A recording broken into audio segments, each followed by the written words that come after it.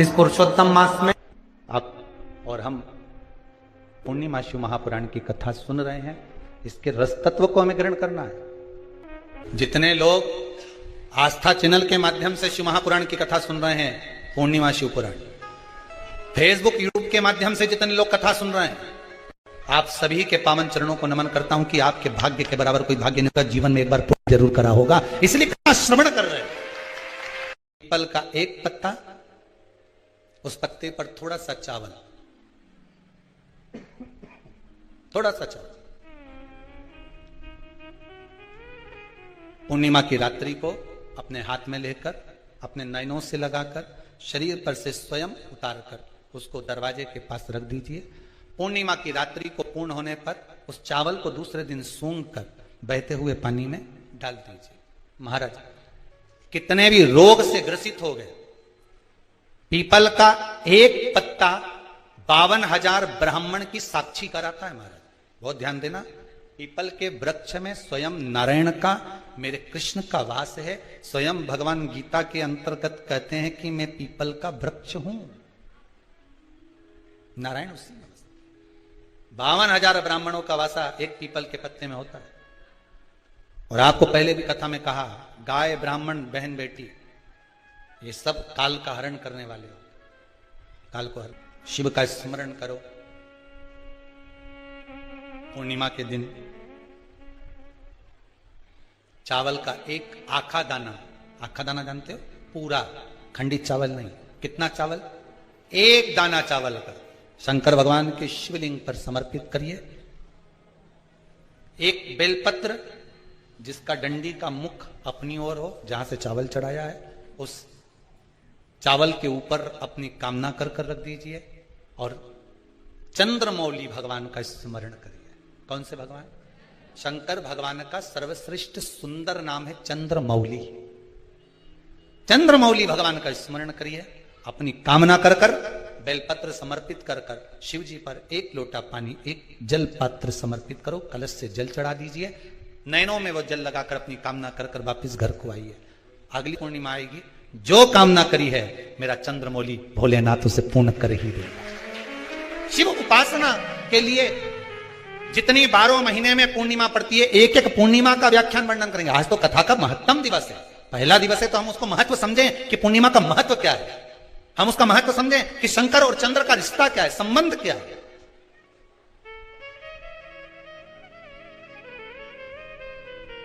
भगवान ने जितनी पूर्णिमा बनाई है, जितने नक्षत्र बनाए, जितनी घड़ी बनाई, जितना पल बनाया, जितना समय बनाया, ये शंकर भगवान ने जो बनाया ये गलत नहीं बनाया, श्रेष्ठता के लिए बनाया, जग के उद्धार के लिए, संसार के उद्धार के लिए बनाया। अब उसका प्रयोग आप करें ना करें या आपके ऊपर है। आप उसका प्रयोग कर रहे हैं ना कर रहे हैं, आपके ऊपर। लक्ष्मी पूर्णिमा के कितने व्रत होते हैं?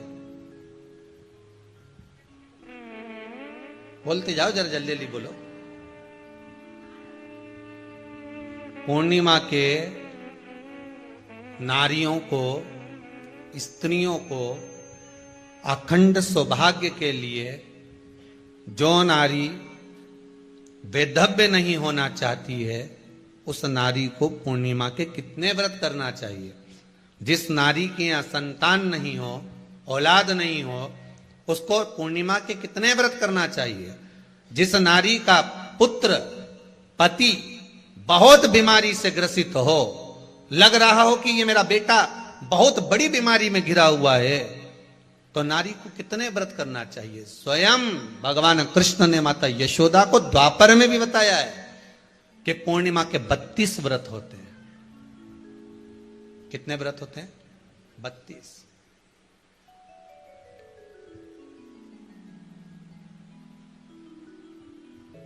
कि नारी वैधव्य होकर ना मरे।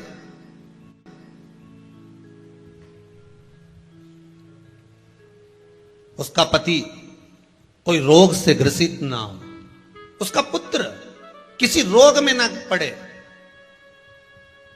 अरे भाई, कितना सुंदर संवाद लिखा है। अगर किसी माता का पुत्र मान लो किसी नशे में डूबा हुआ है, कोई नशा कर रहा है और गलत नशा है, आपको लग रहा है कि ये नशे में डूबा हुआ है, आपको लग रहा है कि ये गलत जगह पर डूब गया है, आपको लग रहा है कि मदिरापान में, मांसाहार में या अधिक अधिक गांजा आदि का जो भी नशे होते हैं, जितने भी नशे, उसमें डूब चुका है। और माँ उसको समझा रही है, तू नशे में मत डूब, तू इस काम को मत कर, तू ये गलत कर्म मत कर। माँ उसको समझा कर हार गई। तो मेरा माताओं से निवेदन है, आप उसको समझाना बंद कर दो, एक काम करना प्रारंभ कर दीजिए। हमें जो शिव महापुराण के माध्यम से शास्त्र कह रहा है कि आप 32 पूर्णिमा के व्रत प्रारंभ कर दो। उसमें करना क्या है आपको? केवल जिस दिन व्रत रहे, रात्रि के समय पर कोई भी मीठा, कुछ भी सामग्री आप चंद्र की रोशनी में, चंद्र को अर्घ देने के बाद, पूजन करने के बाद उसको रखो, और वही सामग्री जो नशा कर रहा है उसको पूर्णिमा के दूसरे दिन उसको खिलाओ। आप धीरे धीरे खिलाना चालू करेंगे, जिस नशे में वो डूबा हुआ उस नशे से वो छूटना प्रारंभ हो जाएगा। 2 पूर्णिमा व्रत करके तो देखो, तीसरे में तुम्हें जरूरत ही नहीं पड़ेगी। धीरे धीरे आप वो छूटना प्रारंभ हो जाएगा। मान लो किसी नारी का पुत्र या पति रोग से ग्रसित हो,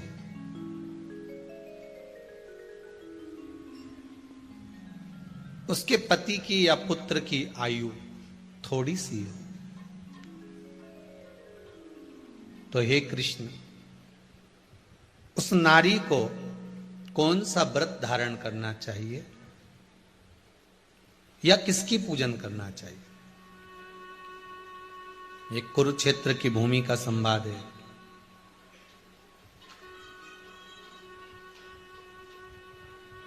भगवान कह रहे हैं, मां, अगर नारी अपने पुत्र और अपने पति के लिए, उसकी उम्र की वृद्धि के लिए, रोग मुक्ति के लिए, विश्व के ताप को कम करने वाले चंद्रदेव की आराधना पूर्णिमा के व्रत को धारण करती है, तो नारी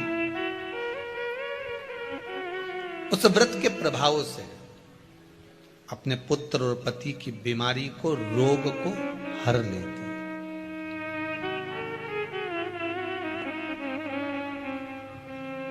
रोग का हरण कर लेती।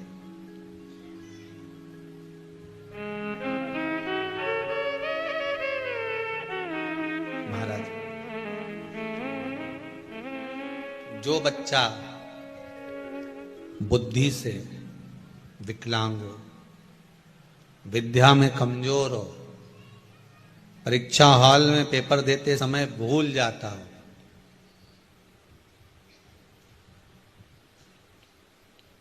विवेक काम ना करता हो, तो निवेदन है, किसी भी पूर्णिमा की रात्रि को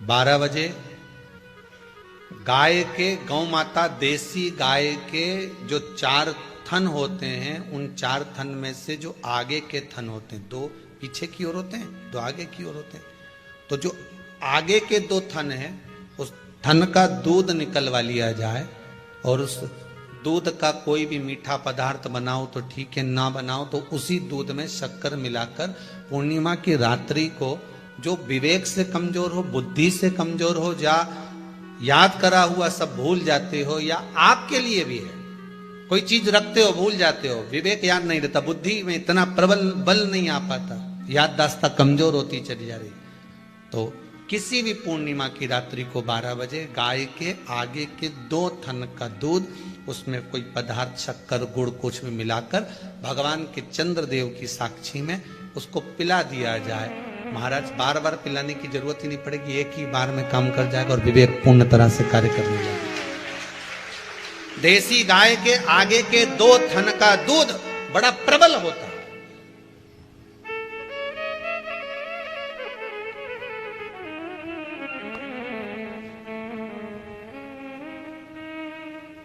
पूर्णिमा की रात्रि को 12 बजे उसका प्रयोग किया जाए।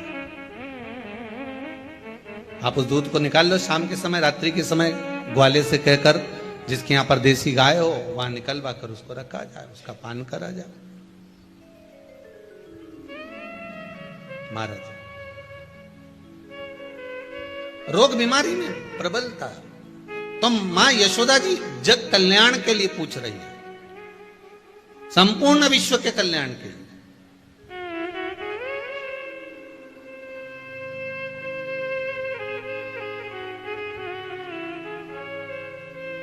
अरे कितना सुंदर संवाद है। स्कंद पुराण में समुद्र मंथन की तिथि, नक्षत्र, घड़ी, पल सब कुछ लिखा हुआ है कि समुद्र मंथन के लिए देवताओं ने इंतजार करा था। कब?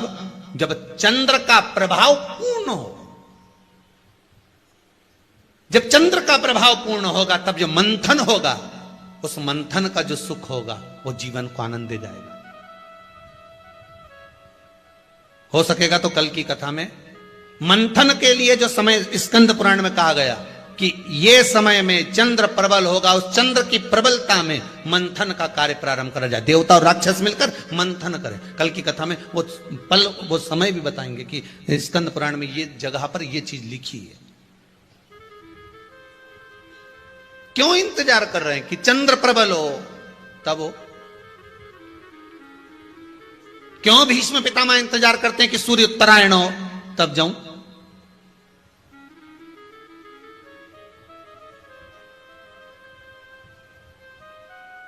जब देवता 33 कोटि देवता उस चंद्र के इंतजार में रहते हैं कि ये चंद्र प्रबल होगा तब जाकर ये चंद्र यहां पहुंचेगा, तब जाकर हम मंथन करेंगे, तब जाकर वो अमृत मिलेगा और उस अमृत को देवता धारण करेंगे तो वो आनंद पा जाएंगे। तो हम क्यों शरद पूर्णिमा छोड़ें? हम क्यों एक एक पूर्णिमा छोड़ें? एक एक पूर्णिमा के महत्व को जानिए। कोई पूर्णिमा साधारण नहीं है, कोई प्रदोष साधारण नहीं है, कोई शिवरात्रि साधारण नहीं है। 12 महीने शिवरात्रि पड़ती है, 12 महीने में प्रदोष पड़ते हैं, पर 12 महीने पड़ते हैं। हम उसका महत्व ही नहीं जान पाते।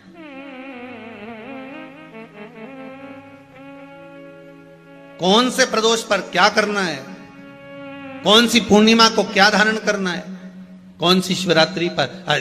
कई लोगों को तो यहां तक नहीं मालूम था कि भाई श्रावण के महीने में भी शिवरात्रि आती है। वो तो बस लोगों के कि शिवरात्रि का पूजन हुआ, तो उसका स्मरण क्यों छोड़े हम? अगर ये वेद और शास्त्र ब्राह्मणों को दिए गए हैं, ये वेद और शास्त्र विद्वज्जन को दिए गए हैं, तो इसका स्मरण होना चाहिए कि हम निकालकर जनमानस तक ये चीज पहुंचाएं कि हमें इस दिन ये पूजन करना है। उसका स्मरण होना चाहिए।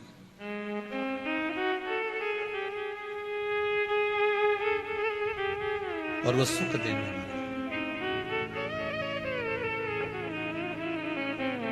भगवान कृष्ण से यशोदा जी ने पूछा तो भगवान कृष्ण ने कहा, मां पूर्णिमा का व्रत अगर नारी 32 पूर्णिमा धारण कर लेती है तो वो नारी बेधव्य होकर नहीं जाती। पर आप लोग व्रत जो करते हो ना, जो भी व्रत आप लोग उठाते हो, सोमवार का व्रत जैसे किसी माता जी ने उठा लिया और वो उठाने के बाद, हम तो शादी नहीं हुई थी ना जब भी सोमवार व्रत करते थे, अब शादी हो गई अभी भी हम सोमवार का व्रत कर रहे हैं, करे जा रहे हैं, पर उसका कोई उद्यापन नहीं करा, कोई संकल्प नहीं लिया गया कि मैं 5 करूंगी कि 16 करूंगी कि 25 करूंगी कि 31 करूंगी कि 21 करूंगी। इसलिए पूर्णिमा व्रत का विधान में कहा गया कि 32 पूर्णिमा का पहला संकल्प होना चाहिए। उसके बाद आपकी 32 पूरी हो जाए, फिर आप दूसरे और व्रत कर लो, फिर 32 कर लो, फिर 32 कर लो, पर उसमें पूर्णता का भाव। अभी तक किसी के सोमवार और गुरुवार और शुक्रवार के व्रत ही पूर्ण नहीं हुआ, अभी तक चल रहा है, अभी तक चल रहे हैं। हम तो सोमवार का व्रत करते हैं, हम तो शनिवार करते हैं, अब शनिवार करते करते 4 साल हो गए, 6 साल हो गए, 5 साल हो गए। भगवान को तो थोड़ा बहुत कुछ खिला पिला के उनको एक बार तो विश्राम दे। गाड़ी भी चले नहीं तो इंदौर से चली तो बीच में कहीं तो रोकोगा। हम फिर निवेदन करेंगे, आज की जो पूर्णिमा है प्रयास करो भोलेनाथ जी को एक श्वेत चावल का दाना शंकर भगवान को समर्पित जरूर करो। और रात्रि के समय पर जब चंद्र पूर्ण आनंद के साथ में हो और यदि कोई शरीर में बहुत ज़्यादा कोई रोग ग्रसित हो गया है, कोई चर्म रोग हो गया है, कोई शरीर में कोई भयंकर रोग हो गया है, तो छोटी सी बेलपत्र शंकर भगवान पर चढ़ी हुई चंद्रमा की रोशनी में चंद्रमौलेश्वर महादेव का नाम लेकर औषधि के रूप में उसको चबा चबा कर खा लो चंद्रमा की रोशनी में। उससे वो औषधि का काम करेगी और तुम्हारे रोगों को समाप्त करेगी। चंद्रमौलेश्वर महादेव का स्मरण करें। कौन से महादेव? चंद्रमौलेश्वर। और चंद्रमौलेश्वर महादेव की। चंद्रमौलेश्वर ये जितनी पूर्णिमा के व्रत हैं, जितने 12 महीने जो पूर्णिमा पड़ती है, पूनम पड़ती है, ये भले दुनिया के लोग कहते हैं कि ये भगवान राधा और कृष्ण से संबंध रखते हैं, सीता राम जी से संबंध रखते हैं, राम और कृष्ण से संबंध रखते हैं, पर इनका यदि सही संबंध समझा जाए, इनके सही संबंध का यदि स्मरण करा जाए, इनके सही संबंधों का यदि वर्णन किया जाए, तो शिव और चंद्रमा के जो मिलन का केंद्र बिंदु है वही पूर्णिमा है। आगे अपन 12 महीने की जो पूर्णिमा की कथा है उसको श्रवण करेंगे।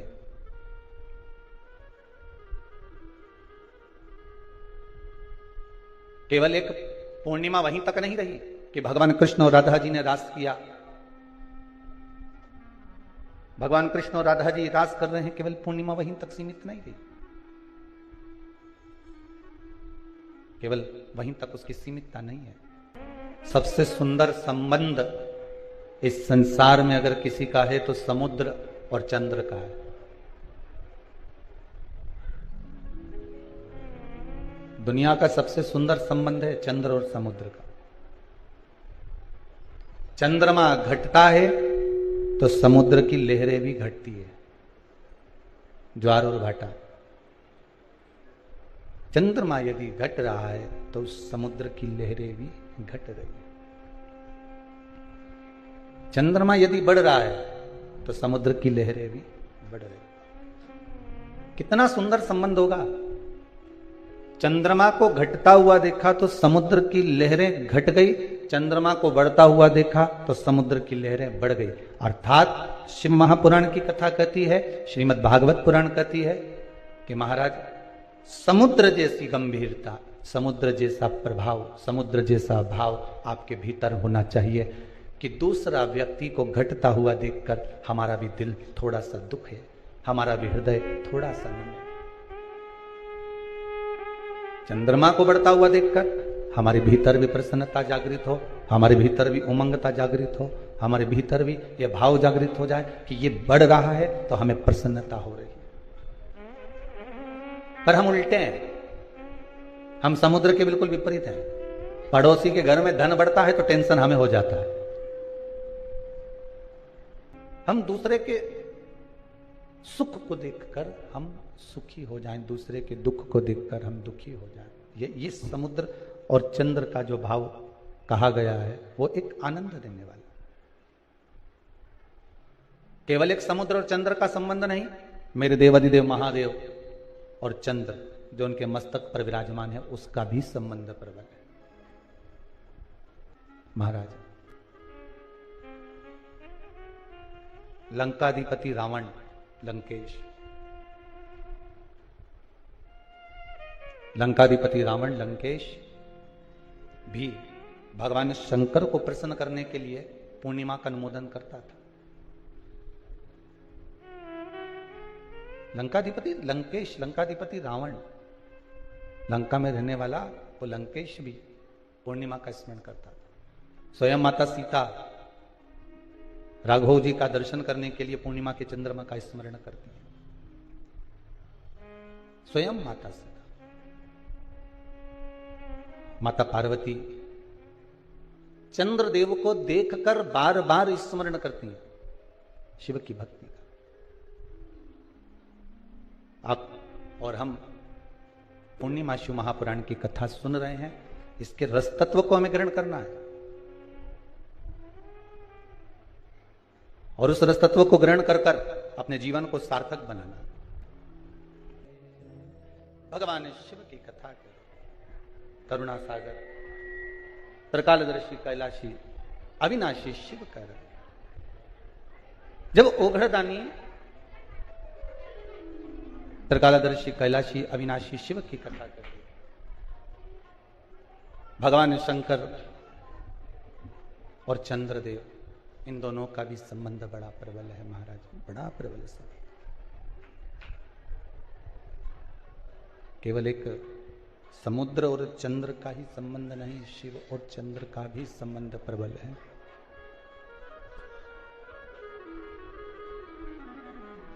एक बात ध्यान रखिए, समुद्र का सबसे बड़ा गुण यही है कि वो घटते हुए चंद्र को देखकर दुखी होता है और बढ़ते हुए चंद्र को देखकर प्रसन्न होता है।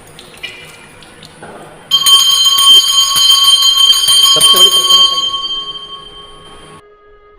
जब व्यक्ति के जीवन का अहंकार, अभिमान निकल जाता है, तो यह विश्वास मानिएगा कि आपके भीतर से विष निकल गया। क्या निकल जाना चाहिए? अहंकार।